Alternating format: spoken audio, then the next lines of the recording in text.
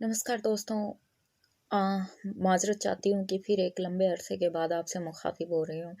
लेकिन ऐसे मुद्दे होते हैं जैसे हमने पिछली वीडियो में बात की थी कि जिन पर हमें बहुत ही सोच समझ कर बात करनी होगी, क्योंकि हमारी समाज वैसे ही इन मुद्दों को ज़्यादा ओपनली डिस्कस करने के लिए राज़ी नहीं है। सिंसियर मुद्दों पर आने से पहले कुछ और बातों पर भी आपका ध्यान दिलाना चाहती हूँ कि कम से कम जब हम बात कर रहे होते हैं तो हमारा माध्यम होता है हमारी भाषा या बोली।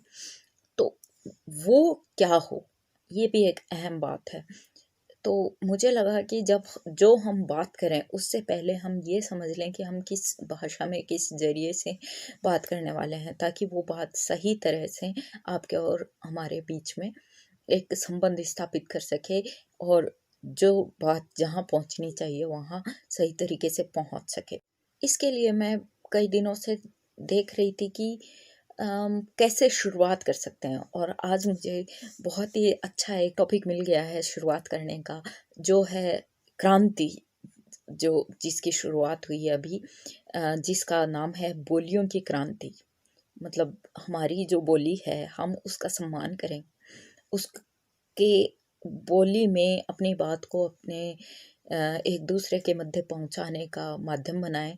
हमारी बोली को हम भूलें ना। क्योंकि जो हमारी बोली होती है, माँ बोली जो होती है हमारी, जो हमारी भाषा होती है, जो हम हमें बचपन से सीखने मिलती है। हमारे घर में परिवार में हमारी माँ जो भाषा बोलती है, हमारे परिवार के लोग जो हमें पहली शिक्षा जिसमें देते हैं, वो माँ बोली हमें हमारी संस्कृति का भान करवाती है। उसी को अगर हम विस्मृत कर देंगे, भूल जाएंगे, तो फिर हमारी संस्कृति भी लुप्त हो जाएगी धीरे धीरे करके, जैसे दुनिया की बहुत सारी संस्कृतियां लुप्त हो चुकी हैं। यही सोचकर मैंने यहाँ इंग्लैंड में रहते हुए, ज़्यादा तो हम नहीं कर सकते हैं, लेकिन जहाँ पर भी मौका मिले मैं राजस्थानी संस्कृति के बारे में, राजस्थानी भाषा के बारे में बात ज़रूर करूँगी और जितना हो सकेगा उसको बढ़ा देने की कोशिश करूँगी। अब मैं हिंदी में के बजाय थोड़ा राजस्थानी में बोलूँगी। जैसे मेरे, क्योंकि चैनल पर बहुत सारे मेरे बंधु ऐसे भी हैं जो राजस्थानी नहीं जानते हैं, हिंदी जानते हैं। तो कोई ना, आपा थोड़ा थोड़ा बोलने से, हाँ, थोड़ी मारवाड़ी थोड़ी हिंदी बोल लिया, हाँ, फिर धीरे धीरे जब अपने चैनल का दोस्तान समझे में आज लाग जाएगी, जब आपा पूरी मारवाड़ी पर जाऊँगा है। और भैया भी मारवाड़ी भाषा में 8 बोलियां हुई हैं। तो एक एकली कोई सी भी बोली राजस्थानी मारवाड़ी न एक डिफाइन को नहीं कर सके, बता कौन सके। तो आपा सारी भाषाओं को एक मिक्सचर के रूप में बोलना, ताकि आपने कम से कम माँ बोली तो पूरी तरह अगर बोल चाल सके समझ में को नहीं आवे। तो अगर हम अपनी मातृभाषा में ही पूरी तरह बोलेंगे तो सबको समझ नहीं आएगी। तो हम अगर मिक्स करके बोलेंगे तो हमारी संस्कृति, हमारी विरासत भी रहेगी और दूसरे लोगों तक भी पहुंचेगी। हालांकि ये जरिया अच्छा नहीं है। जिस भाषा में हमें बात करनी होती है वो प्योर अगर हम बोलते हैं तभी उसकी महत्ता रहती है। फिर भी हमें कुछ चीज़ों को शुरुआत में एक दूसरे तक पहुंचाने के लिए, एक कनेक्शन बिल्ड करने के लिए उस माध्यम की ज़रूरत होती है जो कि कॉमन है। अगर कॉमन नहीं होगा तो हम डिटैच हो जाएंगे। अगर मैं पूरी तरह से मारवाड़ी में बोलना शुरू कर दूँ, आप में से आधे लोग मुझसे ज़्यादा कनेक्ट फील करेंगे, आधे लोग मुझसे डिसकनेक्ट फील करेंगे। अगर मैं अंग्रेजी में बोलना शुरू कर दूँ तो फिर नए व्यूअर्स होंगे, वो मेरे से कनेक्ट फील करेंगे, और अभी जो हैं उनमें से आधे डिसकनेक्ट फील करेंगे, और आधों को अच्छा नहीं लगेगा। उनको भले ही फ्लुएंट इंग्लिश आती हो फिर भी अच्छा नहीं लगेगा, क्योंकि वो कनेक्शन फील नहीं होता है अपनी मातृभाषा में। जो अपनी माँ बोली में कनेक्शन होता है वो दूसरे की भाषा में फील नहीं होता है। तो हम बोलियों की क्रांति के बारे में बात कर रहे हैं। तो जरूरी है बोली की क्रांति कहाँ से आए ये सोचें। तो बोली की क्रांति आवेली जब आप अपनी बोली ने सम्मान देवांगा। मैं राजस्थानी हूँ और मैं अपनी बोली बोलते टाइम अगर शर्मिंदगी महसूस करूँ, अगर मैं राजस्थानी नृत्य पेश करते वक्त ये सोचूं कि हाय, पता नहीं लोग सामने क्या सोच रहे होंगे कि मेरे को बस फ़ोक डांस ही आता है, मुझे साल्सा नहीं आता, मुझे बॉलीवुड डांस नहीं आता, हॉलीवुड डांस नहीं आता। फिर तो गई भैंस पानी में। हुँ? फिर तो हम कुछ कर ही नहीं सकते। मुझे राजस्थानी वेशभूषा पहनकर यहाँ लंदन में भी इतना प्राइड फ़ील होता है कि शब्दों में शायद बयां ना। बस मैं भी चली जाती हूँ मैं तो, अगर बारिश नहीं हो रही हो तो, क्योंकि बारिश में तो सारा घेर घुमेर घाघरा चुनरी सब गंदा हो जाता है और ठंड भी होती है। लेकिन वरना चले जाती हूँ। यूनिवर्सिटी तो मैं घूमती रहती हूँ कई बारी राजस्थानी वेशभूषा पहन के, तो सबको अच्छा लगता है कि मुझे कई हमारे मेरे इंग्लिश दोस्तों ने भी ये कॉम्प्लीमेंट दिया कि उनको भी जिज्ञासा होती है कि जाने वो इसके बारे में। कई बार ये पूछते हैं कि अच्छा राजस्थान में कहाँ से, वहाँ की क्या पहचान है, खाना, संस्कृति, नृत्य, बोली, हर चीज़ के लिए वो लोग पूछते हैं। पढ़ाई में हम लोग कैसे डिफरेंट हैं, वो कैसे डिफरेंट है, हमारी संस्कृति कैसे, हमारे लोग कैसे हैं। वहाँ पे घूमने की जगह के बारे में भी पूछते हैं। तो ऐसी बहुत सारी चीज़ें जो हैं हमारे सामने आती हैं जब हम एक चीज़ भी अपनी जो संस्कृति से जुड़ी हुई फुल प्राउड के साथ करते हैं। वो बहुत सारा लोग ज़्यादा अपन गर्व की अनुभूति होए ने जना सन बेरो पड़े, सामला आदमी भी बेरो पड़े कि भाई यहाँ पे कुछ अच्छा है। क्योंकि अगर हमें लो कॉन्फिडेंट होंगे, हमें लगेगा कि हम कमतर हैं, तो अपने आप को अगर हम छोटा महसूस करवाएंगे तो फिर हम कैसे पूरे सम्मान के साथ अपनी संस्कृति को दूसरे के सामने प्रस्तुत कर पाएंगे। तो पहले हम सम्मान दें, हम अपने आप में कॉन्फिडेंट हों कि हम हमारी संस्कृति का लिए गौरवान्वित महसूस करते हैं। एक और बात के लिए मुझे बहुत बार कॉम्प्लीमेंट मिला है कि मैं मुंबई में भी थी, तब मैं अपनी नानी के बारे में सबको बताती थी कि वेशभूषा हमेशा राजस्थानी पूरा ग्रामीण वेशभूषा होती थी उनकी। और उनका खेत में काम करने का अनुभव, उनका गाना गाने का अनुभव, राजस्थानी संस्कृति से इतना अटैचमेंट। तो जब मैं ये बातें बोलती थी तो मेरे बहुत सारे दोस्त जो कभी गांव में गए नहीं, वो लोगों को ग्रामीण संस्कृति के बारे में जानने में जिज्ञासा हुई।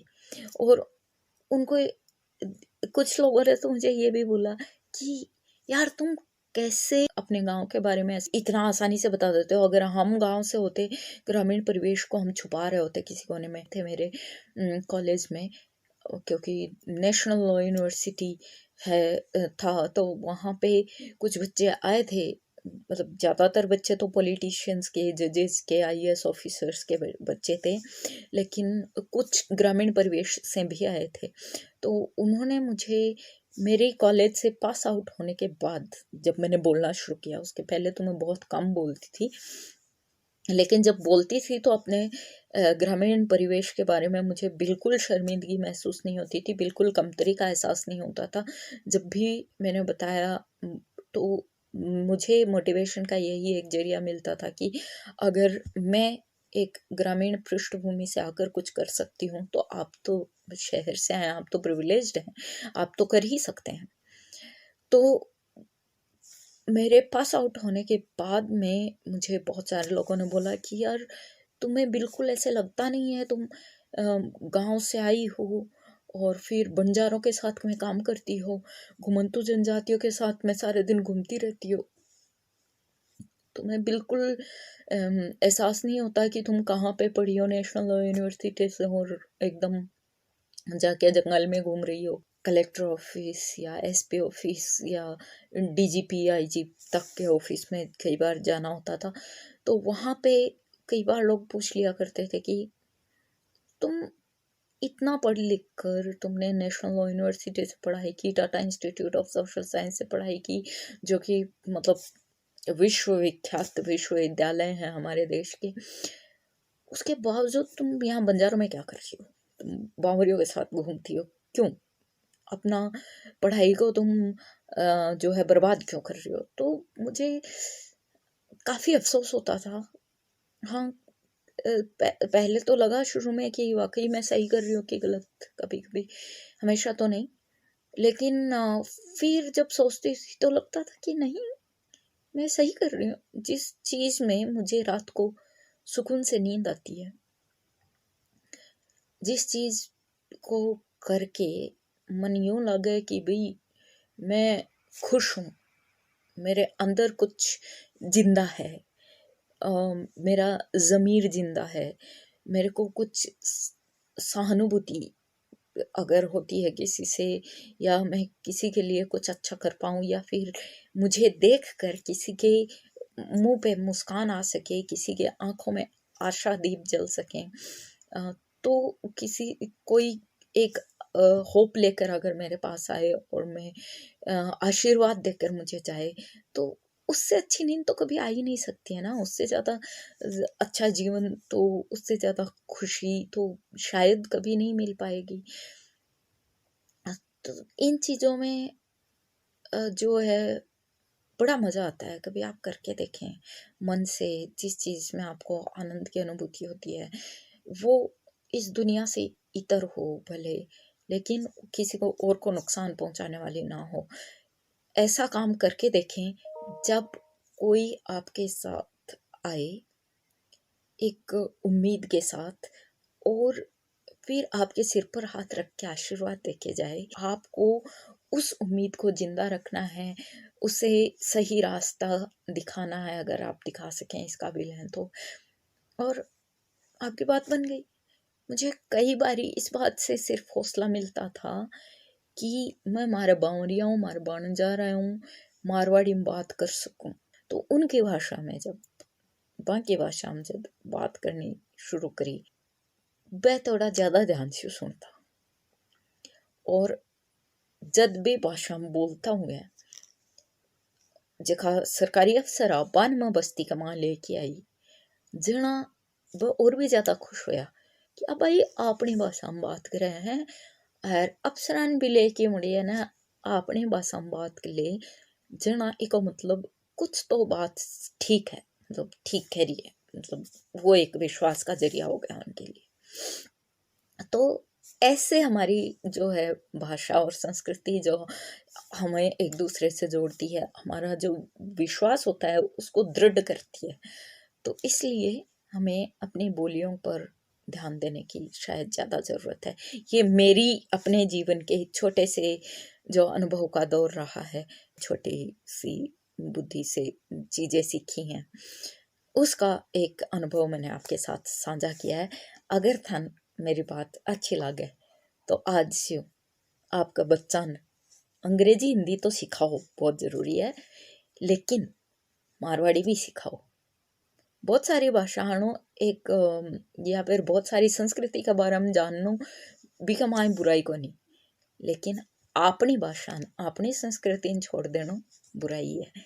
भी कमाए बच्चे ने हमेशा एक हीन भावना को एहसास होतो रहे कि भाई आपा कोई नहीं यूं बेरो पड़े लो कि आपा कठियाऊं हाँ, आपा कठियाऊं बिलोंग करा हाँ, तो बुके सोचे लो। और जब संस्कृति एक विशाल वट वृक्ष है, तो हमारी जो बोली है वो उसको पानी की तरह सींचने का काम, हरा भरा रखने का काम करती है, उसको उसकी सुगंध को पूरे ब्रह्मांड में, यूनिवर्स में पहुंचाने का काम करती है। तो उसको जिंदा रखना बहुत ज़रूरी है। आगे भी हम इस मौजू पर बात करेंगे, लेकिन आज के लिए शायद इतना काफ़ी है, बहुत वक्त हो गया। राम राम, नमस्कार, शबा खैर, गुड नाइट।